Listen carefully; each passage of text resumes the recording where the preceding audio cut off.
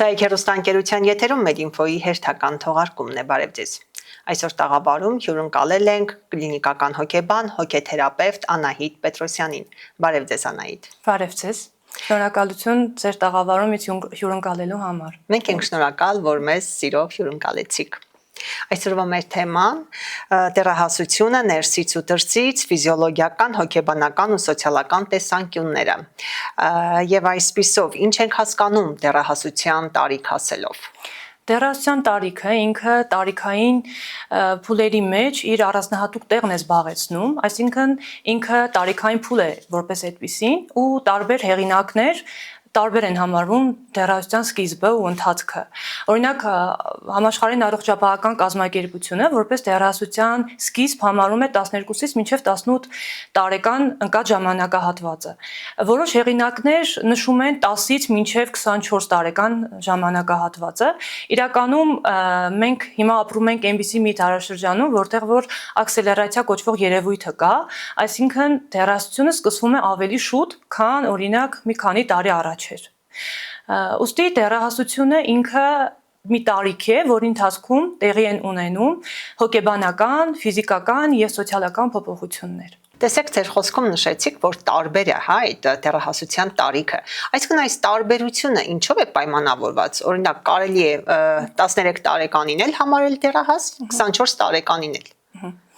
Դեռահասության ընթացքը սկիզբը շատ խիստ անհատական է, պայմանավորված է եւ օրգանիզմի եւ նաեւ հոգեբանական, անձնային առանձնահատկություններով, այսպես ասած, ուստի ամեն մի դեռահասի մոտ, երեխայի մոտ կարելի ասել տարբեր տարիքում է սկսվում։ Մեկի մոտ կարող է սկսվել 10-ում, մյուսի մոտ 12-ում, այն մյուսի մոտ 15-ում միգուցե եւ։ Այսինքն չկա ինչ-որ դոգմա,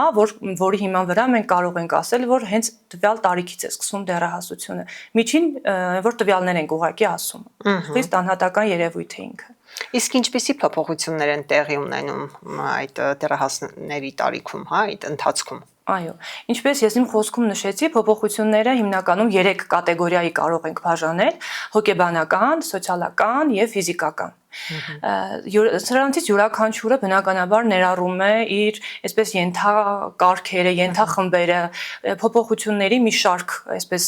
կարելի ասել, որոնք որ ելի եմ ասում յուրաքանչյուրի մոտ տարբեր կերպ է ընթանում։ Եկեք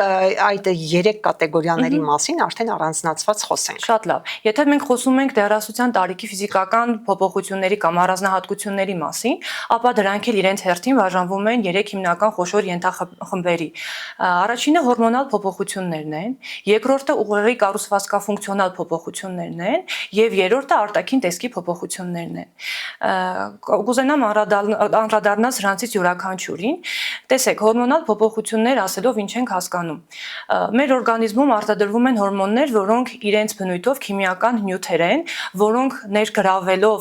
յուրաքանչյուրիս այրան մեջ հասնում են համապատասխան օրգան համակարգերին, ապահովելով նրանց բնականon աշխատանքը։ Այս տարիքում օրգանիզմում սկսում են արտադրվել նոր հորմոններ, որոնք նոր են տվյալ օրգանիզմի համար։ Աղջիկների դեպքում էստրոգեն հորմոնն է, որի հիման վրա տեղի են ունենում հասունացման process-ը, ինչպես նաև օրգանիզմը պատրաստ է արդեն սերունդ տալու, այսինքն վերարտադրողական համակարգն է ձևավորվում։ Բացի դրանից երկրորդական սեռական հատկանիշներն են ձևավորվում, կաթնագեղձեր, սկիզբ է դրվում դաշտանային ցիկլին եւ այլն։ Ու դրան զուգահեռ նաեւ մազակալում կարող է տեղ ունենալ օրգանիզմի մարմնի տարբեր հատվածներում, ինչը որ բնական ընթացք է բոլոր դեռահասներին բնորոշ, բոլոր աղջիկ դեռահասներին բնորոշ, ու ինչպես նաեւ տղա դեռահասներին բնորոշ, ինչու ոչ։ Իսկ տղաների պարագայում տեստոստերոն հորմոնի արտադրությունն է ակտիվանում, սկսվում, ինչի արդյունքում կրկին ձևավորվում են երկրորդական սեռական հատկանիշները, ինչպես նաեւ մկանային զանգվածն է մեծանում, ձայնի փոփոխություն է տեղի ունենում իրենց մոտ, էլի մազակալում մարմնի տարբեր հատվածներում ու շատ հաճախ իրենք կարող են իրենց մարմնի մեջ զգալ դիսկոմֆորտ, այսինքն հոգին, հոգեկանը չի հարմարվում այն մարմնի մեջ, որը որ նոր է ձևավորվում, քանի որ շարժումներն են դառնում անհավասարակշիռ, երբ որ նայում են հայելու մեջ, տեսնում են լրիվ այլ մարդու, այսինքն եթե նախկինում իրենք այսպես ասած կոմֆորտ էին իրենց զգում իրենց արտաքինի հետ, նայում էին հայելու մեջ, տեսնում էին նուրբ, սիրուն, իրենց մանկական անմեղ դեմքը։ Այո, դիմագծերով մեկին, ապա հիմա այսպես չեն հասկանում, իրենք մեծ են թե երեխա են ու չեն հասկանում, ես եմ արդյոք, հայելու մեջ նայում եմ, բայց նույնականացում ոնց որ չլինի, այսինքն անձը չի նույնականանում իր հետ, արդյոք սա ես եմ։ Ու բնականաբար այս ֆիզիոլոգիական փոփոխությունները հանգեցնում են եւ հոգեբանական փոփոխությունների, նաեւ սոցիալական բնականաբար։ Ինչ վերաբերվում է փոփոխությունների մյուս հատվածին, ուղեղի կառուցվածքաֆունկցիոնալ փոփոխություններին, ապա դա բնականաբար նաև հորմոնների արտադրանքով, արտադրությունով է նաև պայմանավորված, ինչի արդյունքում կան կատարված բազմաթիվ հետազոտություններ, որոնք ցույց են տալիս, որ դերևս վաղ փուլի դեռահասների մոտ, այսինքն 10-ից 13 տարեկան դեռահասների մոտ, ճակատային բիլթը, որը հենց մեր ճակատի հատվածում է գտնվում, դերևս ճակատային բլթի եւ հույզերի, վարքի, ինքնակարգավորման կենտրոնների միջև չկան ձևավորված կապեր, այսինքն դեռահասները չեն կարողանում իրենց վարքը կառավարել, որովհետև այդ կապերը, նեյրոնային կապերը լիարժեք ձևավորված չեն։ Հենց այս տարիքում է սկսվում, ավելի ուշ դեռահասների պարագայում է սկսվում այդ նեյրոնային կապերի ձևավորումը, որը կարող է որպես հիմք կարող է հանդիսանալ 15, 16, 17 տարեկան դեռահասների մոտ արդեն կապերը հստակ ձևավորված են ու դեռահասները իմ նախորդ ասած մտքին հավելեն, որ կարողանում են կառավարել եւ իրենց մտքերը եւ էմոցիաներն են կարողանում կառավարել նաեւ վարքը, ինչու ոչ հասարակության մեջ։ Իսկ մինչեւ դա, եթե փողոցում տեսնեք կամ դպրոցում կամ այլ միջավայրում տեսնեք դեռահասներ 10-ից 13 տարեկան, հիմնականում անկանոն շարժումներ են անում։ Կարող են անցնել ինչ-որ մեկին խփել նույնիսկ անհասկանալի վարքային դրսևորում է դա։ Այո, ոնց որ հավասարակշռությունը չկարողանան պահել, այսպես ընկնում են, խփում են, իրենք են անկանոն շարժումներ կարելի ասել, հենց այդպես ամբողջությամբ, իսկ արդեն երբ որ ձևավորվում է ուղեղի կողմից, ճակատային բլթի կողմից կառավարում, այս ամեն ինչը վերահսկվում է։ Պլյուս դրան նաև ճակատային բիլթը նախատեսված է որոշումների կայացման համար։ Այսինքն ավելի ուշ դեռահասության տարիքի անձինք կարողանում են իրենց որոշումները հստակեցնել, ոչ թե կախվել մեծահասակների կարծիքից, այլ իրենք արդեն ունենան սեփական որոշումներ ու հստակ բացատրել ինչու են այս որոշումը կայացրել։ Այսինքն պատճառահետևանքային կապերն են ձևավորվում այս ամեն ինչի արդյունքում։ Եվ այս շրջանում, ինչպես նշեցի, մեր ուղեղի մեջ ունենք լիմբիական համակարգ, որը որ հանդիսանում է հենց եւ հույզերն են այստեղ գտնվում, հույզերի կենտրոնը, այսպես ասած, այստեղ է գտնվում եւ հիշողությունները եւ վարքի ուսուցման համար նաեւ նախատեսված, որը որ կրկին կառավարվում է ճակատային բլթի կողմից, ինչին որ պետք է դեռահասը հասնի զուտ տարիքով պայմանավորված։ Հասնում է տվյալ տարիքին, կառավարումը լիարժեք գալիս է, ընկնում է իր տեղը, որտեղ շատ հաճախ տարբեր ոլորտի եւ մասնագետներ, այս դեպքում ուսուցիչներ, ծնողներ բողոքում են, որ մեր դեռահասը չի կարողանում իրեն կառավարել, ունենում է զայրույթի պոռթկումներ, շատ ագրեսիվ է նաեւ կենտրոնացած չէ, ուշադրությունը չի կարողանում կենտրոնացնել, ինչի պատճառը հենց այս ճակատային բլթի ու իմ նշած լիմբիական համակարգի միջև նեյրոնային կապերի բացակայությունն է։ Դպրոցներում հաճախ են լինում նման դեպքեր, երբ օրինակ տղա երեխաների մոտ հատկապես այդ չարաճճիությունները, անհասկանալի վարքի դրսևորումը եւ այլն, ուսուցիչներին երբեմն նույնիսկ հունից է հանում եւ դժգոհության տեղիք է տալիս բնականաբար։ Այստեղ ուսուցիչը ինչպես պետք է իրեն պահի եւ արդյոք պետք է այստեղ դիմել հոգեբանի։ Դեռահասության տարիքը ինքը ճգնաժամային տարիք է համարվում, ուստի փոփոխությունները շատ են, նորագոյացությունները տարիքային շատ են ու կա մի հատված, մի շրջան, մի տեսակ, որ ինքը նորմայում է իրականում, բայց երբ որ այդ նորմայից անցում է կատարում, հիմա կասեմ ինչով նայենք, որ հասկանանք ինքը նորմայում դեռահասության փոփոխության շրջանն է, թե ինքը նորմայից արդեն դուրս է ու կարիք կա մասնագետին դիմելու։ Նայեք, եթե դեռահասը կարողանում է սոցիումի մեջ, հա, կոնֆլիկտային է, բայց հիմնականում կան մարդիկ, ում հետ ինքը կարողանում է կոնֆլիկտները կառավարել, կամ որոշ իրավիճակներում իր էմոցիաները կառավարում է, որոշ իրավիճակներում ոչ։ Նույնը վերաբերվում է առաջադիմությանը, եթե ինքը կարողանում է սովորել իր սիրելի առարկաները, այն առարկաները, որոնք հետաքրքրություն են առաջացնում, ուրեմն մենք կարող ենք ասել հիմնականում, որ դեռահասը իր բնականon ընթացքի մեջ է գտնվում։ Իսկ եթե ինքը իր վարքով վնաս է հասցնում առաջին հերթին ինքն իրեն, Այսինքն ինչ որ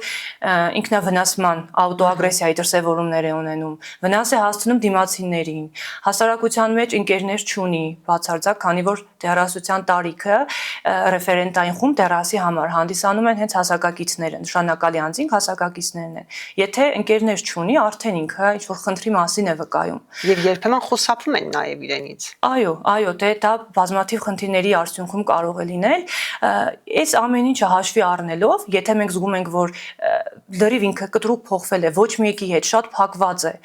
չկա կապը, չկա վստահությունը ինչ որ մեկի հետ, թեկուզ մի ընկեր իր հասակակից, ուրեմն մենք կարող ենք խոսել նրա մասին, որ կարիք կա դիմելու մասնագետի։ Միգուցե իր կյանքում լուրջ ինչ որ իրավիճակ եղել կամ տրավմատիկ ինչ որ իրադարձություն է եղել, ինչը որ կարիք կա քննարկելու մասնագետի հետ, ու միգուցե եւ կարիք կա հոգեթերապևտիկ աշխատանքի։ Դրա համար ծնողները ճիշտ կլինի դիմեն թեկուզ հոգեբանական խորհրդատվության, արդեն հոգեբանը խորհրդատվության ընթացքում կասի կարիք կա աշխատանքների շարունակման, հոգեթերապևտիկ արդեն աշխատանքների շարունակման, թե մի երկու հանդիպման արդյունքում ամեն ինչ կընկնի իր տեղը ու խնդիրները կլուծվեն։ Այսօր ներկա պահին ինչպիսին է ցուցանիշը դիմելիության։ Հոգեբանը, այսպես ասացա, հասարակության կողմից ընկալված է, դիմում են նրան որպես մասնագետի։ Տեսեք, մի քանի տարի առաջ հոգեբանին դիմելու ինստիտուտը վատ էր զարգացած, կարելի ասել, այսինքն միշտ հոգեբանը ասոցացվում էր հոգեբույժի հետ։ Իսկ հոգեբույժ, երբ որ մենք ասում ենք, մենք հասկանում ենք մարդ, ով ունի հոգեկան խանգարումներ եւ այդ պարագայում են դիմում հոգեբույժին։ Բայց հիմա բավականաչափ միգուցե եւ ինֆորմացիայի տարածման, հետո մասնագետները նմանատիպ հարթակներում շատ են ունենում հարցազրույցներ, ելույթներ, որոնք որ նպաստում են նրան, որ մեծանում է վստահությունը հոգեբան մասնագետի նկատմամբ ու հասկանում են հոգեբանը ինչ գործառույթներ է իրականացնում, ուստի կարող եմ վստահ ասել, որ մեր օրերում հոգեբանի դիմելիության մակարդակը բարձր է։ Քանի որ նաև շատ այցելուներ զգում են իրենց վրա ինչ փոփոխություններ տեղի ունեցան, իրենց կյանքը ինչքան բարելավեց, իրենց կյանքի երանգը փոխվեց, միգուցե ներքին ռեսուրսները ակտիվացան ու իրենց փորձով նաև կիսվում են իրենց հարազատների հետ, մտերիմների հետ, նաև այս հանգամանքն է շատ կարևոր։ Ունենում են դրական փորձառություն, որը որ անդրադառնում է նաև իր շրջապատի մարդկանց վրա։ Երբ պետք է դիմել հոգեբանին։ Հոգեբանին պետք է դիմել այն ժամանակ, երբ որ զգում ես, որ չես կարողանում օրինակ քեզ տիրապետել, ունես քնի խանգարումներ, նյարդային դրսևորումներ, ու այդ նյարդային դրսևորումները գալիս են ոչ թե շատ լուրջ իրավիճակներում, այլ անկախ քեզնից, այսինքն մի փոքր մի ընտանիքում մի փոքր դեպք է տեղի ունեցել, որը որ ենթադրաբար չպիտի դառնար բուռն արձագանքի պատճառ, բայց դառնում է։ Այս դեպքում արդեն կարիք կա հոգեբանական աջակցության։ Երբ որ չես կարողանում հասարակության մեջ գտնել քո տեղը, չես կարողանում ծավալել այնպիսի գործունեություն, որը նպաստում է նաև հասարակական գործեր, ինչ-որ հարցեր լուծելուն, այսինքն հանուն հասարակության որոշակի շերտերի բարելավմանը կամ բարօրությանը։ Այս բոլոր դեպքերում դիմում ենք հոգեբանի։ Երբ որ հատկապես զգում ես, որ դու չես, նայում ես քեզ հայլու մեջ ու զգում ես, որ մի բան այն չէ քո կյանքում, կյանքդ լիարժեք չէ։ Ունես միգուցե կյանքի իմաստի կորուստ, միգուցե շատ տագնապային ես դարձել, ունենում ես նաև պանիկ գրոհներ, պանիկ ատականներ, օրինակ քնից արթնանում ես ու զգում ես, որ սիրտդ կանգնում է, շնչարգելություն է ինչ-որ սկսվում, քրտնարդադրություն, այսինքն այս բոլոր պարագաներում մենք դիմում ենք հոգեբանի։ Մարդիկ անձինք դիմելու են հոգեբանի, որովհետև սրանք լրիվ գալիս են հոգեբանական պատճառներից են բխում։ Շատ հաճախ կան հիվանդություններ, մենք կոչում ենք դրանց հոգեսոմատիկ հիվանդություններ, որոնց պատճառը հոգեբանական է հիմնականում։ Բնականաբար կա ֆիզիոլոգիական նաև պատճառներ, բայց հոգեբանականը դրանց մեջ գերակշռում է։ Այսինքն հոգեբան բժիշկ հարաբերությունը այդ կապը կա։ Այդ կապը միշտ է գործում, հատկապես եթե մենք խոսում ենք տարբեր տարիքի անձանց մասին, եւ երեխաները, եւ թերահասները, եւ արդեն չափահաս անձինք, բոլորը կարիք ունեն մասնագետների։ Կան խնդիրներ, հատկապես նևրոտիկ խանգարումներ, նյարդահոգեբանական բնույթի խանգարումներ, ել չեմ ասում հոգեկան խանգարումներ, որոնց պարագայում նյարդաբան, մյուս կողմից հոգեբույժ, հոգեթերապևտ աջակցությունը պարտադիր է։ Այսինքն տվյալ շահառուներ կամ այցելուներ Եթե չստանան դեղորայքային բուժում, իրենց ախտանշանների մակարդակը չնվազի, ինտենսիվությունը չնվազի, հոգեբանական աշխատանք անել հնարավոր չի լինի։ Օրինակ ես աշխատում եմ երեխաների հետ, ովքեր ունեն ուշադրության դեֆիցիտի եւ հիպերակտիվության սինդրոմ, որի պարագայում, եթե դեղորայք չի նշանակվում մասնագետի կողմից, բժիշկ մասնագետի կողմից, ախտանշանների ինտենսիվությունը չի նվազում, երեխան իր տեղը ուղղակի նստել չի կարողանում։ Ինքը գալիս է հոգեբանի սենյակ, սկսում է վազել այս կողմ, այն կողմ, ինչ-որ բաներ վերցնել, գցել, դուրս վազել, նույնիսկ դեղորայքը ուղղակի պետք է տվյալ պահին, որպեսզի երեխան կարողանա նստել, ուշադրությունը կարողանա ինչ-որ չափ կենտրոնացնել, որպեսզի մեր աշխատանքն էլ տա իր արդյունքները։ Հակառակ դեպքում մենք կարող ենք աշխատել տարիներով, բայց արդյունք չունենալ։ Ընտանիքը երեխայի վրա որքանով է ազդում երեխայի հոգեբանության վրա։ Երեխայի հոգեբանությունը կարելի ասել, որ հենց ընտանիքում է ձևավորվում, որովհետև երեխայի հիմքերը մենք միշտ հոգեբաններով ասում ենք, ու նաև մեր հոգեվերլուծական դպրոցը միշտ նշում է, որ երեխայի հիմքերը դրվում են մինչև 5 տարեկան տարիք ժամանակահատվածը։ Այսինքն 5 տարեկանում մինչև մենք ինչ ունեցանք, դրա հիմքի վրա վաղը մյուս օր ձևավորվելու է անձը։ Համեմատում եմ դա ես օրինակ շենքի հիմքի հետ։ Մինչև 5 տարեկանը դրվում է շենքի հիմքը, 5 տարեկանից հետո տվյալ հիմքի վրա կառուցվում է ամբողջական շենքը։ Եթե հիմքը լինում է երերուն, ապա շենքն էլ բնականաբար ինչ որ դժվարությունների, կյանքի փոթորիկների հանդիպելու պարագայում հաստատ ցնցվելու է։ Ու եթե չկարողացավ դիմակայել, վերջում նույնիսկ փլուզվելու է։ Այս դեպքում հոգեբան ծնող կապը։ Եթե աշխատանքը տարվում է երեխայի դեռահասի հետ, ապա ծնողի ներգրավվածությունը պարտադիր է, որովհետև երեխայի հետ առաջին հերթին ծնողն է, օրվա մեծ ժամանականակը, այսպես ասեմ ձեզ։ Եթե հոգեբանը աշխատում է երեխայի հետ կես ժամ կամ դեռահասի հետ 30 րոպե, ապա ծնողը 24/7 ռեժիմով տվյալ երեխայի դեռահասի հետ է։ Ու եթե այն բոլոր առաջադրանքները, որոնք որ մենք որպես հոգեբան տալիս ենք իրենց, որպեսզի տան իրականացնեն, չի իրականացվում, արդյունքում մենք չենք ունենում ցանկալի արդյունքը։ Ու այն հայցը, առաջնային հայցը, ինչով որ դիմում է ծնողը մեզ, բավարարված չի լինում։ Ու հարցը լուծված չի լինում, ինքնին խնդիրը լուծված չի լինում։ Ուստի ծնողի հետ աշխատանքը պարտադիր է։ Նաև իմ աշխատանքի շրջանակներում, այն կենտրոնում, որտեղ ես եմ աշխատում, մենք նաև ծնողավարման հմտությունների զարգացման դասընթացներ ունենք, այսինքն ծնողների հետ ոչ միայն անհատական խորհրդատվություն, նաև ինչու ոչ հոգեթերապևտիկ աշխատանք ենք անում, այլ նաև ծնողավարման հմտությունների զարգացման դասընթաց, ինչը թույլ է տալիս լինելու բավականաչափ լավ ծնող, չեմ ասի իդեալական, կասեմ բավականաչափ լավ ծնող, որպեսզի ավելի քիչ սխալներ թույլ տա, իսկ սխալներն էլ, որոնք որ թույլ են տրվում ծնողի կողմից, երեխային տրավմատիկ վիճակի չհասցնեն, տրավմաներ չլինեն երեխաների համար կամ դեռահասների համար։ Հոգեբանական բազում փոփոխությունների ընթացքում դեռահասի համար կոնկրետ ովքեր կարող են դառնալ նշանակալի անձինք։ Դեռահասների համար նշանակալի անձինք այս տարիքում հանդիսանում են հասակակիցները։ Այսինքն, եթե նախկինում դեռահասը ավելի շատ հակված էր լսելու ծնողի խոսքը, ծնողն էր իր համար հեղինակություն, մաման մի բան ասում էր, դեռահասը միանգամից երեխան միանգամից վազում էր ու այդ մամայի ասած պահանջը իրականացնում էր, ապա դեռահասության տարիքում արդեն իրենք սկսում են ընդդիմանալ։ Շատ հաճախ իրենք իրենց ուզածն են ասում, այսինքն ինքնահաստատման նաև process-ն է հիմք դրվում այս շրջանում, ինչի արդյունքում իրենք փորձում են իրենց խոսքը առաջ տանել ու իրականում սա բնականon ընթացք է, զարգացման բնականon ընթացք է, որը որ շատ դժվար է ընդունվում ծնողների կողմից։ Միշտ այսպես ծնողների մոտ առաջանում է ինչ-որ զգացողություն, որ ես ուրեմն վատ մամա եմ, որ իմ երեխան ինձ չի լսում, արդյունքում գնում լսում է, չգիտեմ, իր դասընկերոջը կամ դասընկերուհուն, բայց այստեղ հարցը ծնողի լավ ու վատ լինելու մեջ չէ, դրան էլ կանրադառնամ, դա էլ կա, ծնողի հանգամանքն էլ է շատ կարևոր, բայց այս տարիքում դեռահասի համար կարևորը իր հասակակիցներն են, որովհետև հասակակիցները իրենց այս տարիքում ավելի լավ են հասկանում։ Մաման օրինակ կարող է չհասկանա, որ տվյալ պահին դեռահասը այլևս ուժ չունի, գերհոգնած վիճակում է, իրեն պետք է մի փոքր գործ անելուց հետո բարգել հանգստանալ։ Այ հասակակիցները շատ լավ հասկանում են։ Հետո իրենք ունեն իրենց նախասիրությունները, իրենց հետաքրքրությունները։ Հետո դեռահասը հասակակիցների օգնությամբ կարողանում է ինքնաբացահայտումներ անել,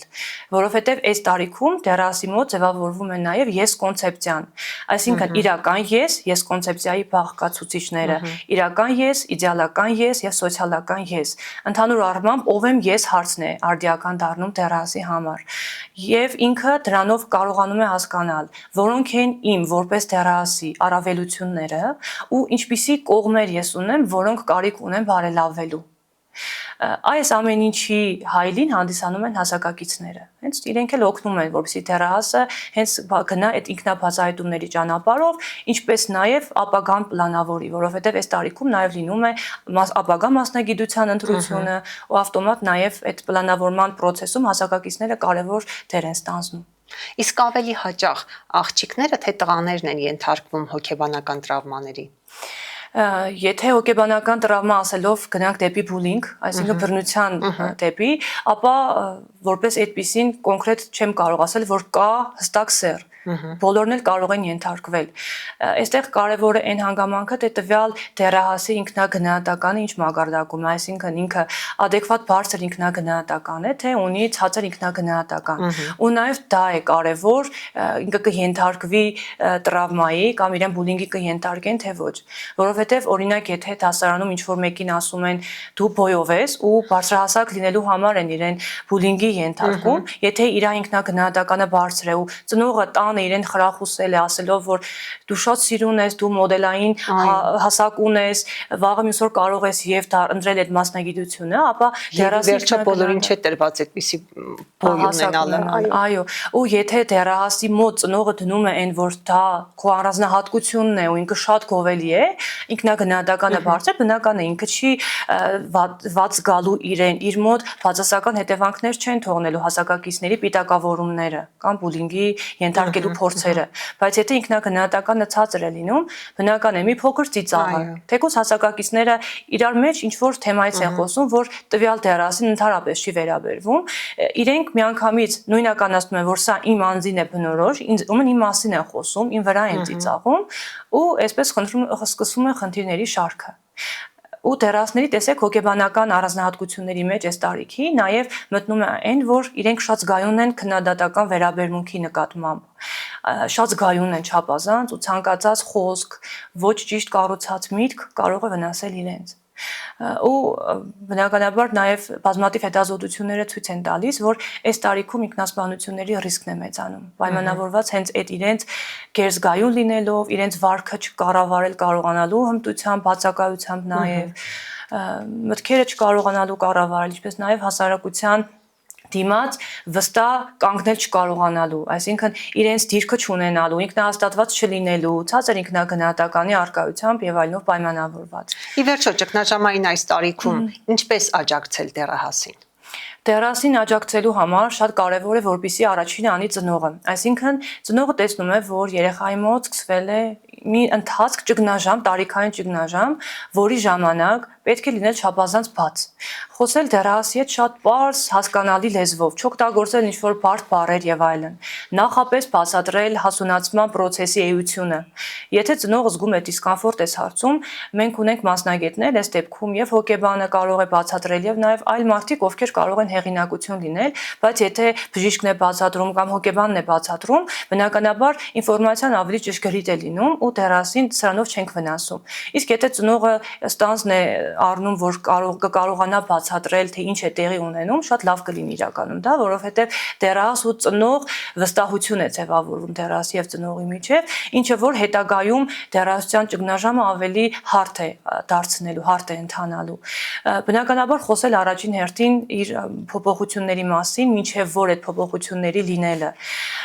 Այնուհետև լինել բաց, այսինքն դեռահասին միշտ տալ տարածք, որպեսզի ինքը գա ու արտահայտվի, չքննադատել, ծաղրի չենթարկել, որովհետև սրանք այն գործոններն են, որոնք դեռահասին փակում են։ Կտրում են ծնողից ու ուղղում դեպի իր հասակակիցներ, որովհետև այնտեղ հաստատ ծաղրի չեն ենթարկելու, ինքը կունենա հաստատ իր փոքր խումբը, որի մեջ ինքը իրեն կոմֆորտ է զգում։ Իսկ մարդը միշտ մարդու էությունը այդպեսին է, գնալ այնպիսի միջավայր, որտեղ իր համար կոմֆորտ է։ Ոչ մեկս չենք ուզում ապրել դիսկոմֆորտի մեջ։ Ծնողները պիտի լինեն շատ համբերատար, Փորձեն դեռահասին թողնել ինքնուրույն, որովհետեւ իրենք ինքնուրույն լինեն, ինքնահաստատվեն, ինչու ոչ իրենց ցանկություններով բավարարվեն ու նաև ծնողները պիտի հասկանան այն պահը, որ դեռահասը մեծանում է։ Եթե այս շրջանը չլինի, ինքը չի դառնալու վաղը մյուս օր հասուն պատասխանատու անձ։ Իսկ դրա համար պիտի թույլ տալ լինել ինքնուրույն։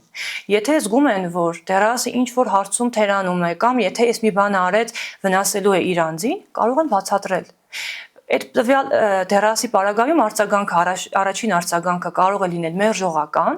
հետո ինքը իր մեջ վերլուծելու է, որ հա, այս մի բանը, որ մաման ասեց, հաստատ հօգուտ ինձ էր ասելու, այլ ոչ թե ի վնաս, որովհետև մաման կամ պապան իմ ծնողն են, հաստատ իմ լավն են ուզում։ Ծնողներին էլ հորդորենք լինել համբերատար։ Շնորհակալ ենք շատ հետաքրքիր եւ այսպես հա ինֆորմացիոն բնույթի հարցազրույցի համար, որովհետև սա շատ նուրբ եւ զգայուն թեմա է։ Շնորհակալություն շատ հարթակ տրամադրելու ու այս կարևոր թեման լայն մասսայի համար հասանելի դարձնելու համար։ Հարգելի հեռուստադիտողներ, իսկ ես ձեզ հիշեցնեմ, որ այսօր Մեդինֆոյի տաղավարում հյուրընկալել էին կլինիկական հոգեբան, հոգեթերապևտ Անահիտ Պետրոսյանին։